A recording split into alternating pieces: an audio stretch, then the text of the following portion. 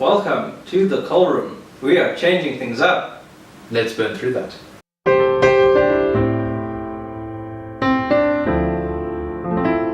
My name's Dax. And my name's Nick. And like we said, welcome to the Coal Room. We're just changing things around a little bit. Yeah, we felt it was a bit too formal to sit in front of you with our backs up straight. Yeah. I mean, this is a chat show. I mean, we're Yeah. supposed to be talking a little bit more loosely and I mean a little bit more candidly about the games. Yeah. I mean, I think, just we kind of like discussed this, that we're a bit too like stringent in how we do things. We talk about the results and then we do like a loose talk. I think let's focus this week Yeah. on just talking about the New Zealand conference in general, what our thoughts are of it, Australian and the South African conferences. We can pinpoint like key games and key moments, and then we take it from there, see how it develops naturally from there. Yeah, I mean, could end up we upload a 40-minute video, could end up we upload a 2-minute video. We never know. Well, Guess luck of the draw on that one. well, we keep it relatively simple. I mean, there's a lot to talk about, but we'll try and simplify and keep it as basic as possible. Yeah. Also, I think something I've been reading a lot about today, post weekends, rugby fixtures, stuff like that, is I read a very interesting opinion piece on Super Rugby is dead. And that it's flatlining. And the article went on to say that, that essentially a tournament survival is based on attendance and in conjunction TV viewership. Now, you just have to look at the stadium attendances for 2 out of the 3 conferences. You look at the Australia conference and the South African conference. They're declining. They are empty, empty, empty. In fact, the article pointed out that given the huge build-up to the Sharks vs Stormers derby, the stadium management didn't even think they could fill the stadium, so they blocked out the whole upper tier with advertising. Yeah. Which is probably a good move on their part because they got some money out of it, but... Yeah. I mean, advertising does add to finances to the infrastructure, to the stadiums and to the unions and that type of thing, and it's very important that these unions generate revenue. But at the same time, and we talk about making rugby accessible. Now, making rugby accessible doesn't mean a group of rugby players or professionals going to the townships and just doing coaching seminars and all that type of thing. That is a very, very small part of growing rugby. The other aspect of it is getting people interested in coming. Whether you do drives for schools, where you do ticket sales at like 50% the price for school kids, or you do drives to get the general public coming to the game. I mean, people who do buy the season tickets and people who buy boxes and all that type of thing have the money to do that. Yeah, but I mean, that's like 5% of the stadium, not even. Exactly. And the other thing is that we need to look at is getting people to come in. And that means your general public. And you don't want to price tickets to the point where it's inaccessible for them to do so.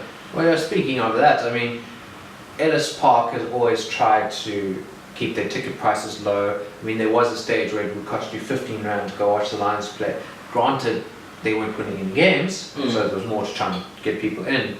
But in comparison, the ticket prices for the Newlands test against England have just been announced. Yeah. And they're reaching 1,000 rand a ticket. I mean, it's ridiculous. I mean, I think for those viewers who don't know what 1,000 rand is, so 1,000 rand will probably be about $100 and odd yeah, in US. That's US dollars. If you're going Australian dollars, it's probably around 100, 110 Aussie dollars. Yeah. Somewhere around that region. So it's very expensive, and you exclude a whole demographic. I mean, your upper middle class will be able to afford those tickets. But even then, that's nearly 1,000 rand for the ticket. Okay, great. That's one person. Now let's say you want to take your family with you. Okay. Yeah. So let's say average family 4 people. That's yeah. So 4 grand. let's just say for the adults, it's 1,000 rand each. If you go on the day and you show that you got kids, probably let's say 500 rand a kid. That doesn't factor in drinks, snacks or food, parking fees. Yeah. It's actually become ridiculous. It has. And I think that's the reason why their stadiums are practically empty. It's a lot cheaper and more convenient to sit on your couch and watch it over and the watch TV. on the TV. But then at the same time, you get bored quite easily because now there's no crowd cheering on the game or anything like that. I mean, This is my opinion. I mean, we've been to Newlands, and Newlands is just in our backyard here. It's that way. That way, sorry. And we've gone and we've watched the Springboks versus the World 15. We've watched the Bulls Stormers games or the Bulls Western Province games. And the vibe in a stadium is completely different from watching on the TV. But I if mean, a stadium's empty, there's no vibe. there's no vibe. There's nothing. I mean, the perfect example of a really great experience is the World 7 that's held at Cape Town Stadium. I mean, the tickets aren't that bad. It's a weekend event. Yeah. And I mean, you're watching the world's best sevens teams, and I mean, the prices are reasonable for a whole weekend event. But I think something that also is affecting the stadium turnouts is the performance of the teams. Yes. Take a look at New Zealand Conference. Their teams are performing. Their stadiums are full. Granted, their stadiums are a lot smaller, so it's easier to fill, and it's but easier still. to fill. But the fact is, I think they've got a way of keeping attendance there, even in the poorest of weather. I mean, there's some real diehards. Yeah, but then you kind of look at Australian teams, that conference, or South African conference, where teams aren't really performing. No one wants to go watch a losing team. And I think this weekend just showed that. You look at the Brumbies game, the stadium was basically empty. Yeah. Because But they're also- losing. No, it's also, you also got to factor in the tier of the perceived tier of the opponents. I mean, the Jaguars aren't perceived as a real big threat to Brumby's side, who should have put the Jaguars away this weekend. Yeah, well, that didn't work out. So No, I mean the Jaguars they're not a great team. They're a good team when their discipline is is up there with like the really well disciplined teams. They can play really, really good. Look, they still had a yellow card this weekend. They didn't lose any points. In actual fact, they scored points while their 15th man was off the park. So they're on the up and up, which is exciting to see. We had a Sunwolves team who made the Crusaders' life a living hell this past weekend as well. I mean, I thought the Crusaders were going to put them away by at least 30 to 40 points, only getting 22 points on them. But again, I have to point out that one of the reasons the Sunwolves are doing so well is they've loaded up their team with South Africans, New Zealanders and Georgians. Well, they needed to do something to make their team competitive. But they're still not competitive. Well, this weekend showed that they can be. They can be, but I mean, if we're talking competitiveness as how much are you losing by, then yes, they're more competitive, but they're still not winning games. They're losing key moments in games. But they are showing one thing, their skills are definitely improving. Yes. Their work rate is improving. You can't factor that. I mean, they played the full 80 minutes. They didn't give up once. They are doing what South African teams are doing at the moment, losing soft moments. There's just that momentary lapse where they just, I don't know, they lose focus for a moment or two and teams capitalize on that. Look, they're going to harden up, and we've been saying this in the last couple of weeks with the World Cup being held up in Japan next year. If the Sunwolves are competitive this year, like they have been, and showing improvement, maybe they'll inject more of their key Japanese players into the Sunwolves to make it a more Japanese squad. I mean, that is a possibility. But I mean, they need to gauge it and they need to work it. And if the Sunwolves are going to stay in Super Rugby, then Japan actually needs to make the decision.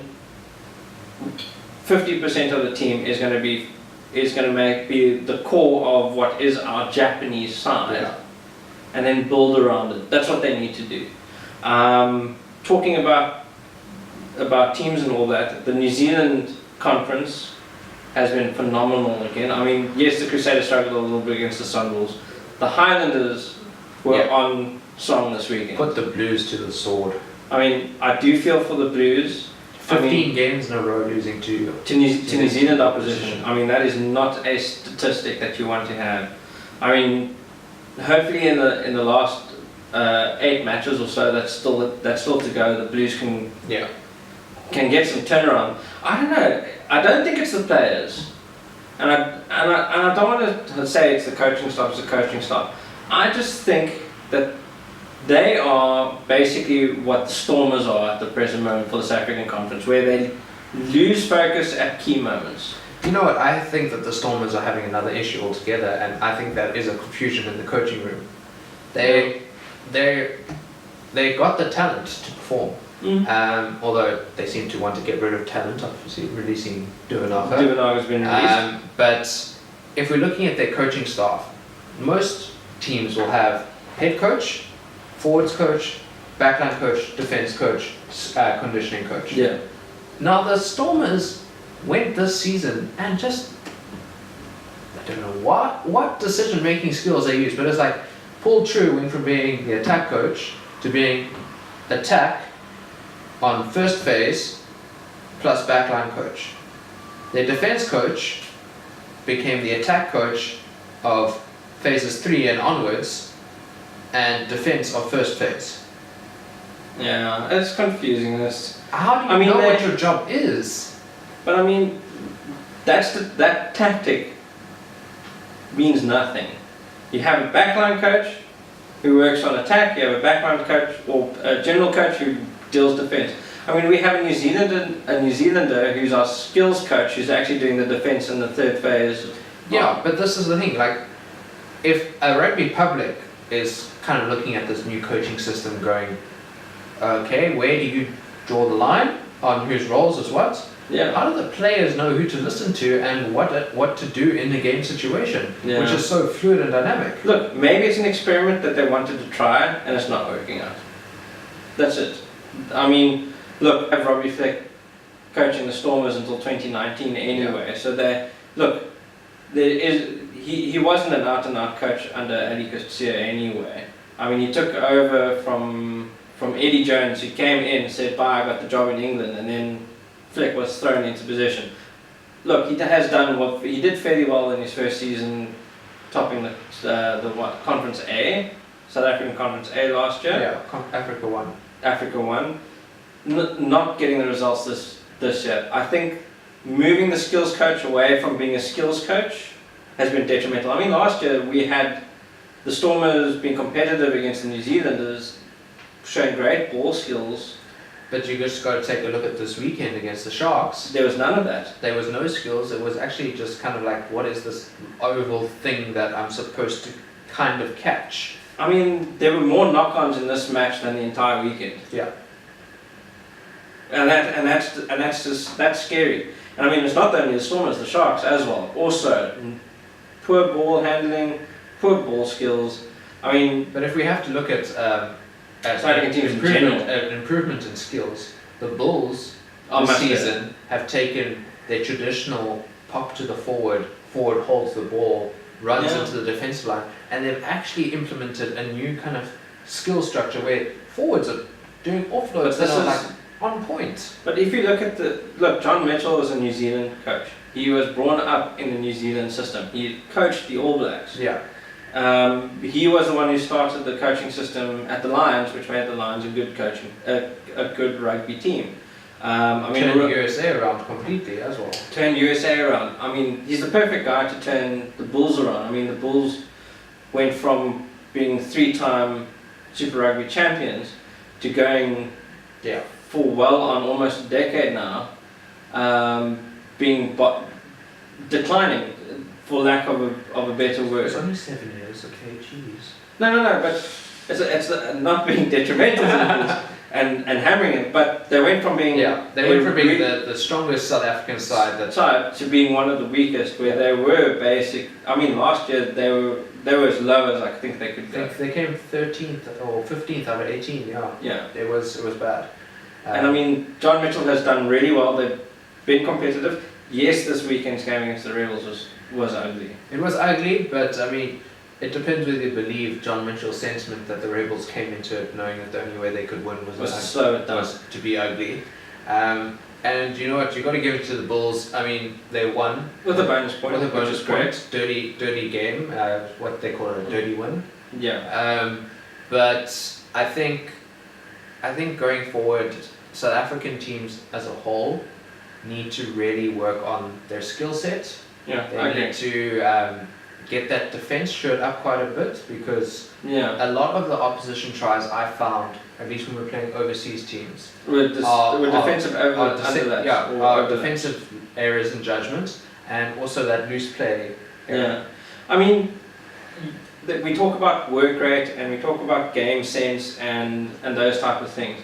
You know, we take a look at a player like Franco Mostert of the Lions, who's not currently captaining. That guy is industrious. Like, that guy is always there in contact, he's always there in defence. Archie Snyman with the Bulls. You hear his name by the commentators, Archie Snyman, or Franco Mostert. They're always there, and they're always either taking the ball up, or they're tackling, or...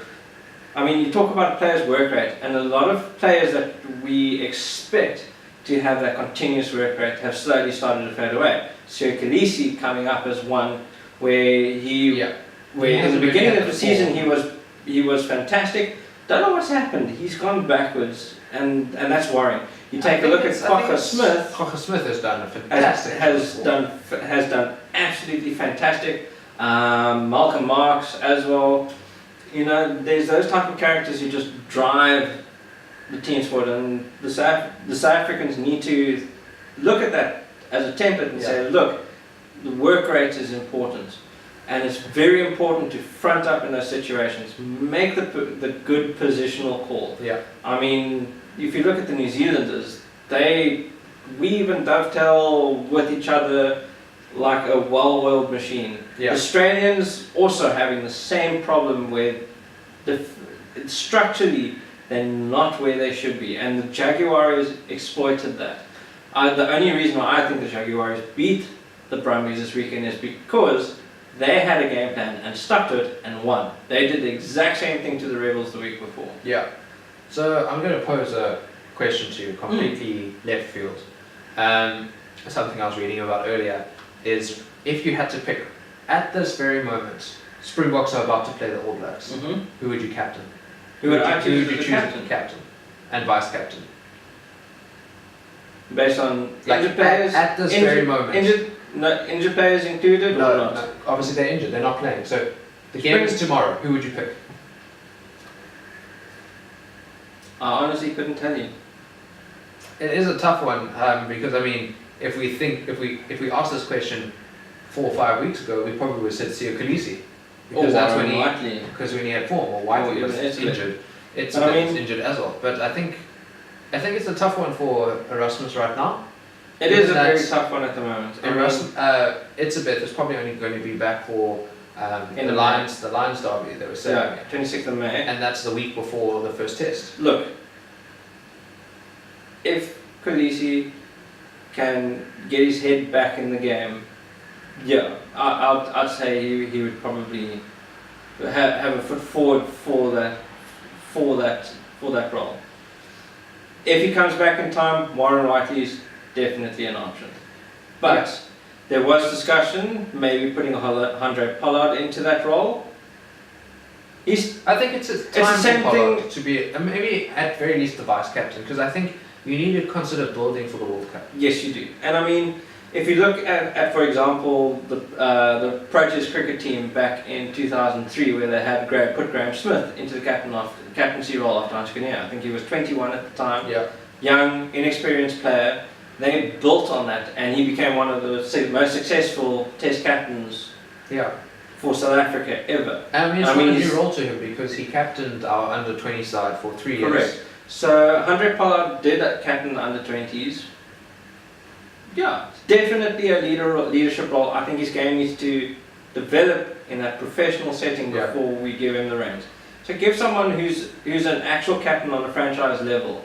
I mean, we all know Rowan Botha, unfortunately, is not going to make the cut into the Test squad, unfortunately, and he's leading the Sharks at the present moment. Beeston Taurira led the Sharks once before. I don't think he was the right when he's captain, he loses his mojo. He does. He completely does. Then you got to look at Burger Odendaal. He's not going to make the cut. No, he won't make the Springbok squad. Franco Mostert, I don't think he's a good captain, in my personal opinion. He's a fantastic player. He'll probably start for the Springboks, but I feel like he doesn't have that oomph that you need from a captain, especially when you're 20 points down. You need to come back from behind. I feel he Yeah. doesn't have that. I mean, another option, and this is detrimental to the local guys a little bit, but if they are in Rusty's general plan, is to look at Francois Lowe Yeah, in terms of that if we look at experience. his form from last year, that's I think he might be a little bit overplayed, yeah. but that's just opinion based. He's a professional rugby player, he should be conditioned for it, but I mean, the long European season going into a long Springbok season, it is difficult. Another one, Dwayne Vermeulen, if he's... Yeah, but I mean, Dwayne hasn't even said if he's available or not. He's really keeping quiet. I mean, here's one completely from their field. Like, completely from their field. He still plays rugby, he's still got gas in the tank, and he has proven himself time and time again to be able to lead a squad. Schalk Burger. And he hasn't officially retired either. No, he's still playing for the Saracens, isn't he? Yes. Yeah, he's still fit. I mean, Yeah, no. I mean, you need that kind of experience to lead a team, and Schalk has been able to do that. I mean, I definitely think he would work as an interim captain, but I don't know if yes, he's going to make not it as a to the long term. I think getting the youngsters in. I mean, we're going to see a lot of youngsters probably come up in Rusty's team. Lukanya being one of them. Robert Dupree being another, possibly coming into it. We'll have some new young scrum halves coming into it, because I'm pretty sure Rusty's going to try and develop someone into. I don't see Faf de Klerk coming into the squad. I think he's too small. Hougaard said he's no longer available for the Springboks, which was also surprising considering that we need the scrum half depth. But having said that, Nick Groom's just come in from overseas, who's playing for the Lions. Yeah. He can come into consideration considering he's a generally... He's solid. He's a solid scrum half. I mean, we're seeing some good things from the Bulls youngsters as well. Schroeder has been performing well, but he got injured recently, didn't he? He's got a wrist injury, but he did come off the bench this past weekend. He didn't do too bad. I mean, you can see he's got a sense of urgency when he comes off the bench. I mean, he's a really good impact player. Yeah. I mean, I think he did well off the bench, and he got the Sharks over the line basically with the last try, getting them with some good go forward ball. So, I mean, it's really important for a team to have a scrum half that can do that. Yeah. It's also unfortunate that the Stormers are losing Duvenacher. I mean, Saturday wasn't his best match, unfortunately, but he has got potential and temperament to be a long-term solution for the scrum half. I mean, scrum half at the moment is our problem area. Fly half, We're stocked on fly half. we're stocked with fly halves at the moment. Alton Yankees is finding form. Pollard is finding fantastic form. Pollard's finding form. Robert Dupree is finding form. Damien Willemse is a youngster you can keep on the outskirts, develop with the team and that type of thing. Get him to play the Under-20 World Cup this year. Get him, start grooming him into a potential fly half for the future. Yeah, so I mean, I suppose we can talk about our extended predictions a couple of weeks from now. Get a better indication of injuries and availability.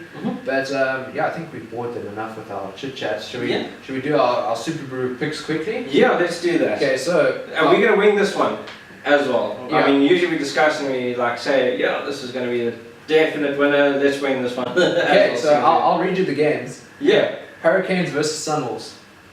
Definitely the Hurricanes on this one. I'm going by 22. I'd say this will be a 20-point game, kind of like the Crusaders. Hurricanes, very, very good on attack at the present moment, really, really good defence.